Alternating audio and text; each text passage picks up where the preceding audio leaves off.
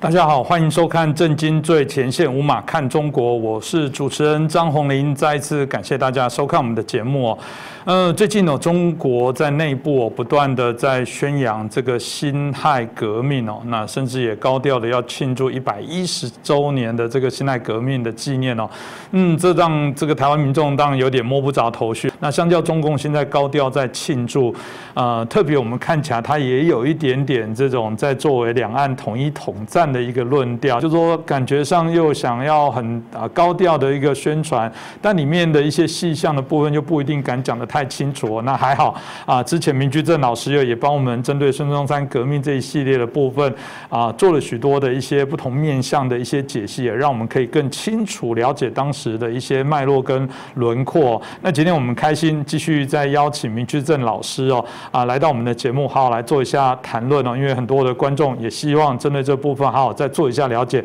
所以我们开心邀请到透视中国的高级研究员，也是台大政治系荣誉教授明居正。明老师你好。主持人洪林老师好，各位观众朋友大家好。是老师，我们刚刚也谈到孙中山的这个革命的相关的部分相对于中共现在很高调在做庆祝，我也不知道他的庆祝目的到底会不会产生，我甚至认为有一点副作用的一些效果，因为你总是大吹大擂之后，总是还是有人会再去回到史实史料的部分去做一些探讨那当然啦，大家会说过，如果说孙中山革命成功，建立了中华民国，那为什么中华民国的命运还是如此动荡那某种程度来讲以中共来说，他又现在高调吹捧辛亥革命，对于当初国父所要推动孙中山推动的这些相关的内容，但中共真的自己有做到吗？老师你怎么看呢？你说中共有没有做到？当然没有做到，做到的话今天不是这个局面了啦。那就回应你的问题，因为我记得我们差不多1-2个月前就开始谈这个题目我们那时候谈到说这个建立中华民国啦，然后这个孙元之争等等。现在我们回头把中间一些细节，像你刚刚说的，我们再详细谈一下。我们平常在台湾的教科书上讲说，孙中山革命成功，中国统一了。这个是一个很简单的说法，其实中国并没有统一。我得说一下，我们政治学家怎么叫做统一。统一不是说你把前一个王朝推翻了，然后你这边这个称王称帝了，或者说当总统就统一了，不是的。第一呢，你的政令能够发布，然后到各个地方去落实。也就是说我要征兵，大家就跟我征兵；我要抽税，大家抽税；我要办教育，就教育所以第一，政令要能够落实。我发政令是一回事，然后大家肯去做。第二就是我对重要地方我有人事权，然后再来就是我有财政权。我不一定真的是把大家钱都拿上来，但是呢，这个财政分配就是我定下之后呢，大家能够遵守。比如说每一省每一年交多少税给我，交几%税给我，或我们定个数字或定个比例出来这边我能够做，你们要能交，然后我能够做。再来就是这个，有时候我要分配财政下去，比如现在台北不是就今天早上就讲中央说你给我的钱不够多什么等等，然后地方云林哪边也抱怨一下。这就是财政分配权，它是个双方的互动关系。好，再来就军警的权，军队的权力是不是都抓在中央政府手上？除非原来就允许地方政府有一部分的比较弱的军队。再一个是警察权，军警权。再一个是教育权，大家常常觉得这没什么了不起，其实教育很重要，因为读什么样的书变什么样的人。譬如说现在大家都读我们的课本，我们就变成这个台湾人、中国人、荷兰人。你如果读塔利班的书，就变塔利班人，就这么简单。所以教育很重要。那再来当然就文宣了等等所以我们说的统一呢，不是这么容易的。而以这个标准来看，孙中山是推翻了满清，是建立了中华民国，但中华民国远远没有统一。中华民国没有统一的原因，就是当时的理论上的执政党国民党，它的实力是不够的。过去我们就讲过，我们用过一句话讲的不太好听，但它是实情。国民党今天在讲起当年，当然是呼风唤雨，但实际上国民党的政治实力远远不够。为什么呢？他在地方上没有生根。那这些人呢，原来不是我国民党的党员。那是因为革命完了，满清被推翻了，他无路可走了，就参加了国民党，是这个样子。而国民党对于新党员呢，他的思想的这个教育也好啦，或同化或启蒙也好，他做的并不扎实。也就是这些人虽然地方上有了大员，号称是国民党党员，但国民党的主义啊、政策什么的，他理解并不深，甚至不一定同意。因为后来你就可以看到了。所以他的地方很多地方是没办法掌握的啊。这第二部分。第三个部分呢，你说国民党对一些省份他派了什么都督啦，派了什么，派了地方大员了，有些地方他派不进去呢。为什么派不进呢？简单说，有地方军阀，这点我们等会儿再说。好，这个是从中央看下来一个部分。我们上提到一个重要人物叫袁世凯嘛，对不对？我们也讲说，其实革命成功这个并不是完全孙中山的功劳，袁世凯占了一部分。袁世凯私心自用，这边跑来跟着孙中山去谈和，那边跑去呢劝这个满清退位，然后他两边协调结果就是他要把这个位置夺下来。那国民党没有办法，就让他夺了。所以袁世凯以什么身份夺了这个权利呢？实力军人嘛。在满清最后几年的时候，袁世凯已经是实力军人了。当时地方什么事情呢，都只能让袁世凯去办。袁世凯也不一定自己出去了，袁世凯叫一个手下去就解决问题了。我们上次不是讲武昌革命吗？武昌革命的时候，当时袁世凯呢，这个在家休养。为什么在家休养呢？因为前面那个功高震主，满清担心他，然后袁世凯又是汉人，满清又担心他，满清说你脚有病，你回家去养病，所以袁世凯就奉旨回家养病去了。养病养了一段时间之后，武昌革命了，然后满清说你去打武昌，袁世凯说我脚的病还没好，是拒绝了。满清再下了旨说你脚好了，你去打武昌，他这样就重新得回大权，这样他才去。我再说他不是自己去，他派了2个部将就把武昌打下来了。所以袁世凯是实力军人，这么一个实力军人在当时是可以呼风唤雨的。也就是他虽然只是掌有军权，但他政治上他是有能量的。政治上有能量还有另外原因，他是新军的领袖。满清末年不是练新军嘛，他是新军领袖。因为是新军领袖，各地方建立新军的时候呢，他去督导、去派员去建立。很多地方的这些呢是他的门生故旧。中国人是讲这种门阀派系的，所以从袁世凯手底下出来，很多人呢就奉他为至少是名义上领袖，甚至有时候是实质上领袖，就大家听命于他。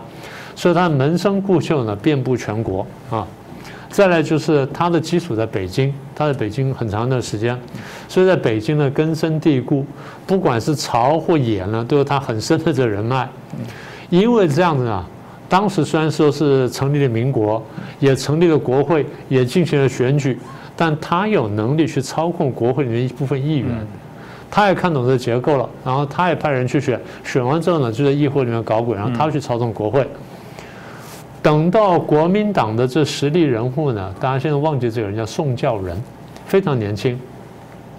大家都以为孙中山是国民党的领袖，是孙中山是国民党名义上的领袖，真正当时操盘的叫宋教仁。宋教仁那时候几岁呢？30出头，很年轻啊，很了不起啊。大概什么背景呢？我们现在的硕博士班学生的这个年纪，他是国民党的秘书长，他在那操盘选举，选得很棒。这个人是很有才华的人。那袁世凯觉得说孙中山没什么了不起，让他去修铁路，孙中山自己去当铁路督监去了，然后去修铁路了。袁世凯呢就看准了孙中山呢，这个真是淡泊名利，不用担心。那宋教仁要注意，因为这个家伙看起来有点实力，他能搞点什么玩意儿，所以他就专心对付宋教仁。等到宋教仁真的展现他政治才华之后，袁世凯觉得说要除掉他，就找人暗杀了宋教仁。最后大家抽丝剥茧，发现说真正暗杀宋教仁背后主使者是袁世凯，这样袁世凯阴谋才暴露。袁世凯在这同时呢，还把国民党派了一些地方官给拔掉了。所以袁世凯是一个，我再讲一次，实力军人。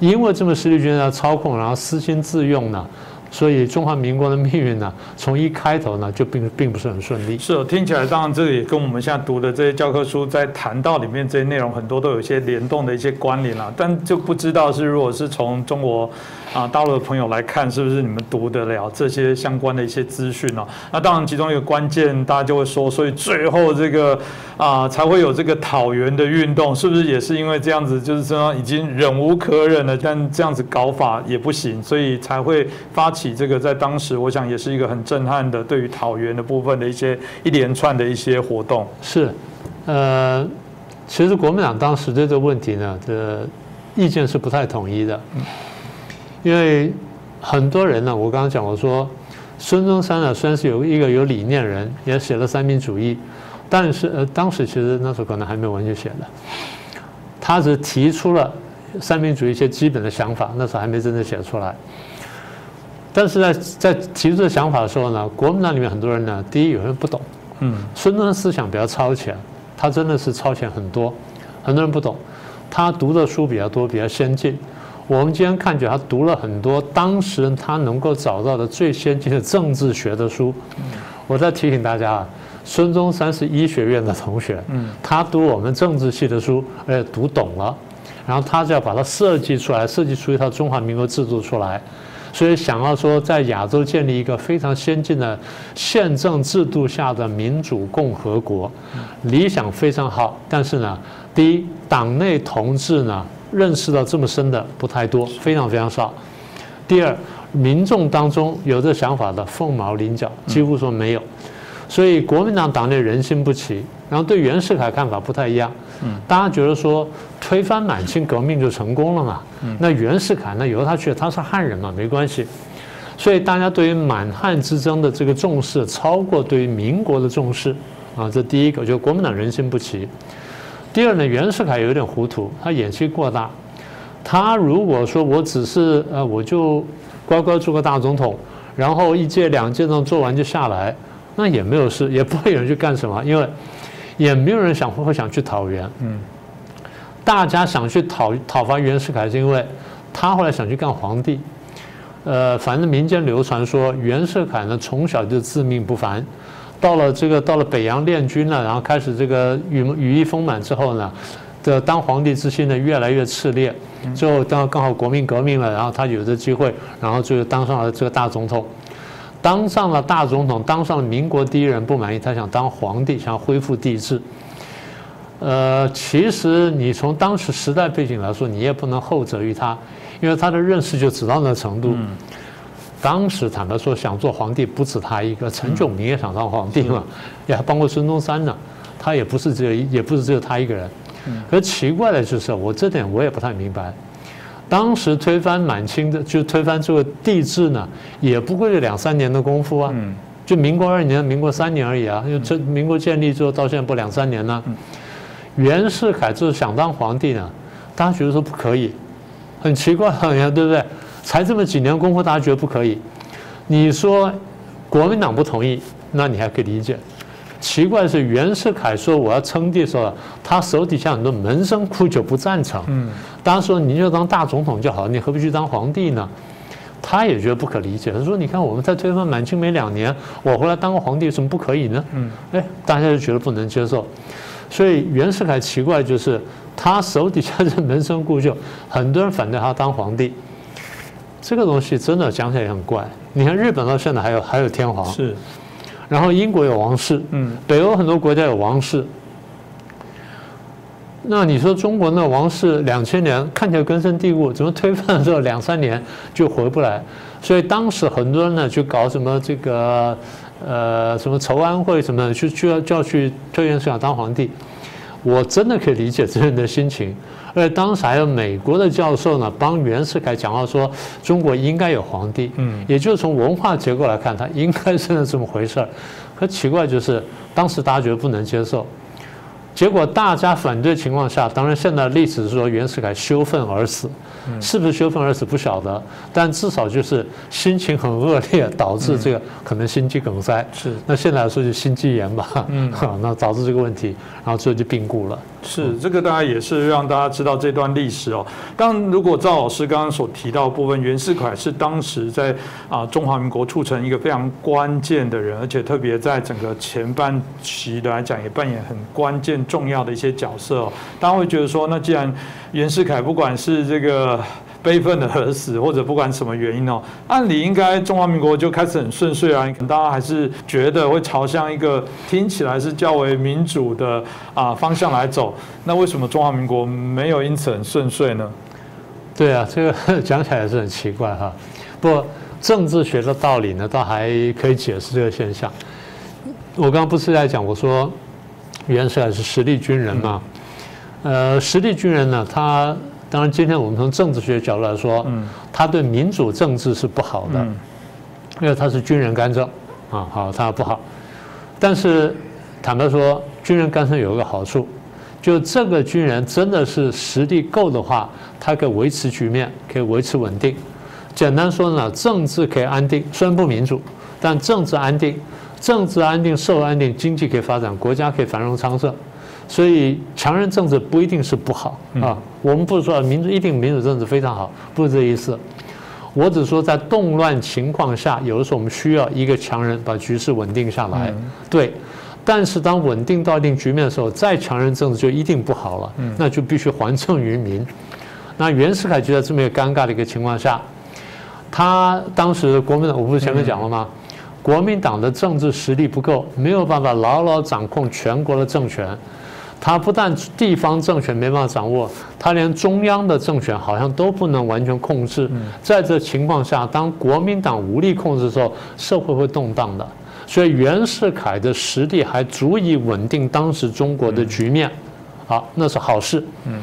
坏事什么呢？当他死掉之后，就没有这个人稳定中国局面了，就出现了什么？我们说权力真空。我再说一次，我不是赞成军人干政啊。从我们政治学家角度来说，我们当然赞成民主政治。但是军人干政虽然不好，它有一个好处就是，虽然不民主，但基本稳定。所以强人政治，我说在特定情况下是可以要的。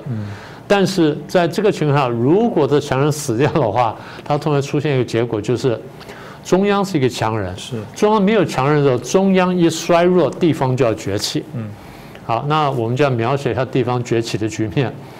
所以地方崛起意思就是说，地方上呢各路诸侯都冒出头来了。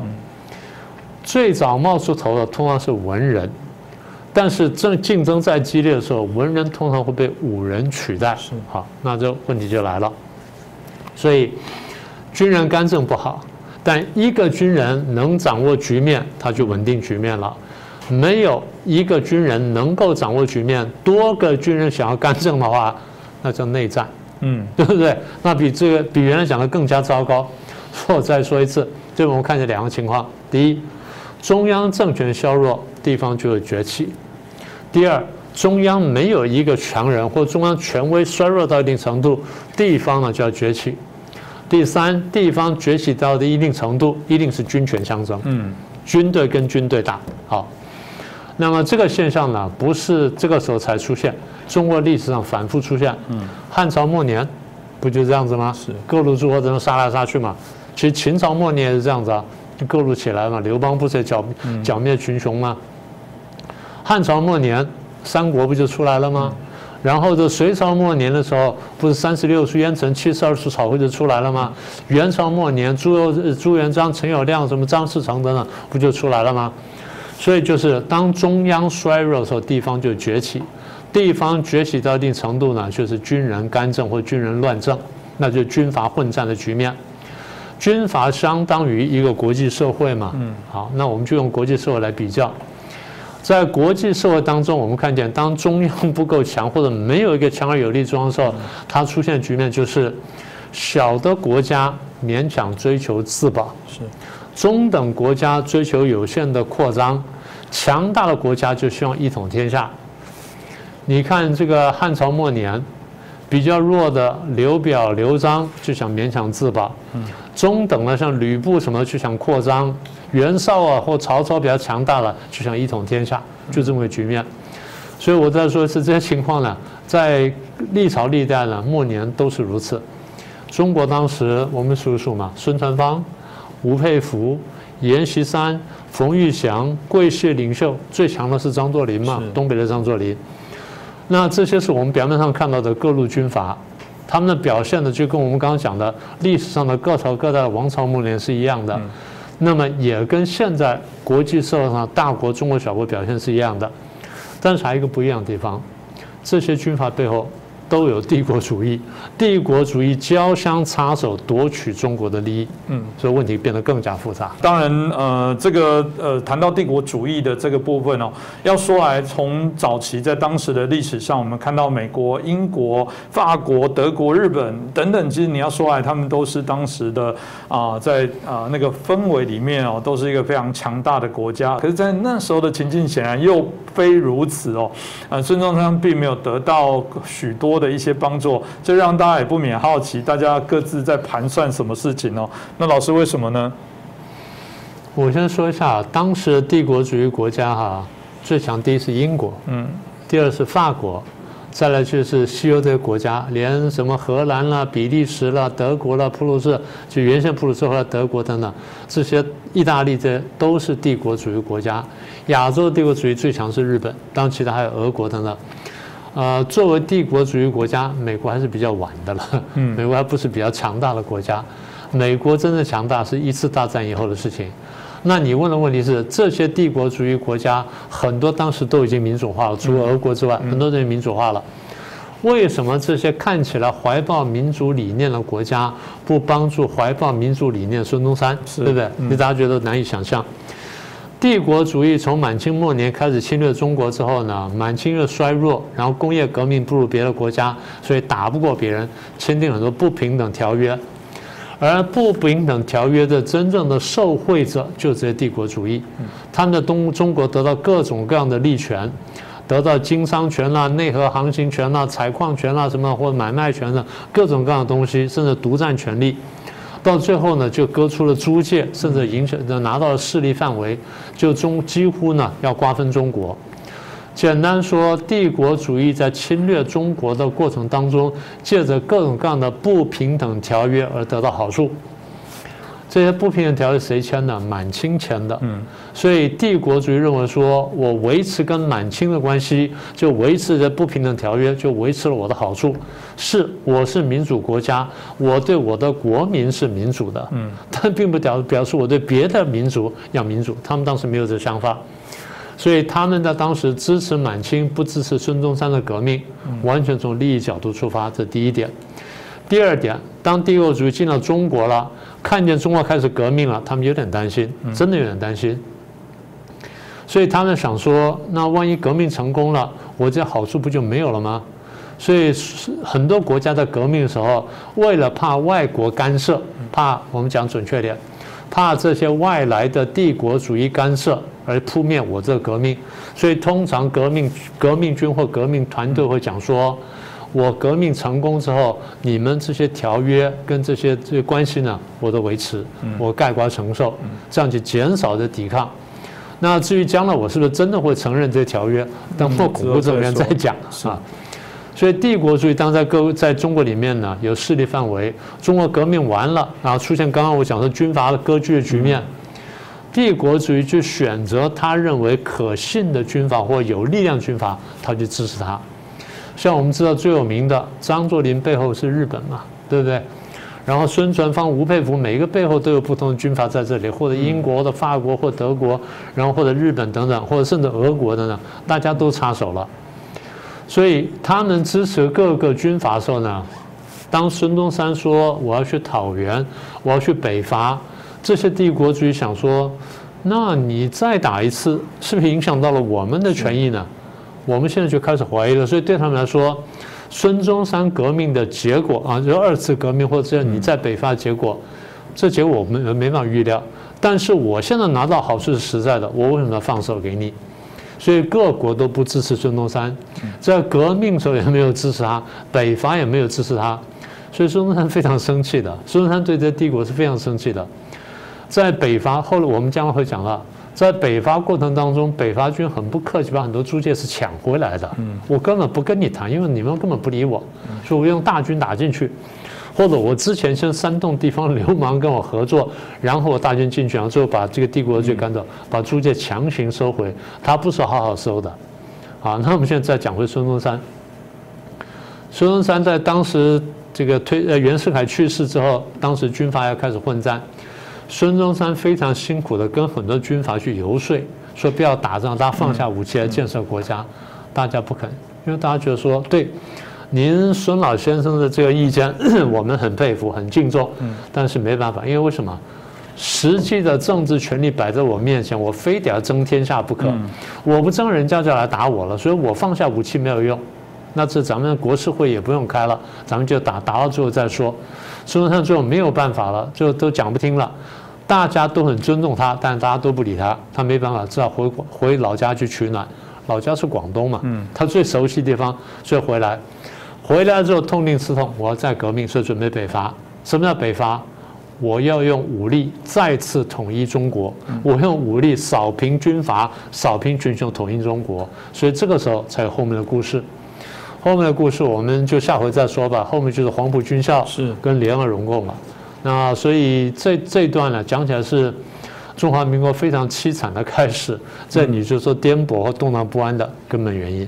这个当然，我想老师刚刚提到，大家就可以理解为什么中共一直想在辛亥革命里面突然又把这个孙中山搬出来了。为什么要搬出来？就回到老师刚刚提到几个关键点。我要再次北伐，我要让全中国统一。所以辛亥革命并不等于中国统一，辛亥革命只是一个转类的一个点，但它也没有因此让中国就民主化。显然，如果从这个角度来说，中共只是截取片段，也就是它截取其中一部分，叫做中国还未统一，军阀还割据各地，人民还受苦。但中共上来并没有去谈到孙中山对于中国那个我们谈到三民主义的这些概念，对于一个所谓的民主国家、一个宪政共和的想象没有。所以，好吧，我只能说，如果您只是看中共现在推出的大剧相关的这个内宣，你可能会觉得热血沸腾，觉得应该要完成这个孙中山未尽的使命哦。但如果透过我们正经明老师的一个讲解，大概你就可以更清楚知道这个有一些原委哦。那同样的，听过我们老师的一些分享之后，有任何的一些分享观点的部分，也欢迎您可以留言给我们。那就再次感谢林居正老师，也感谢大家的收看请您继续支持我们正经最前线无马看中国的节目，谢谢您。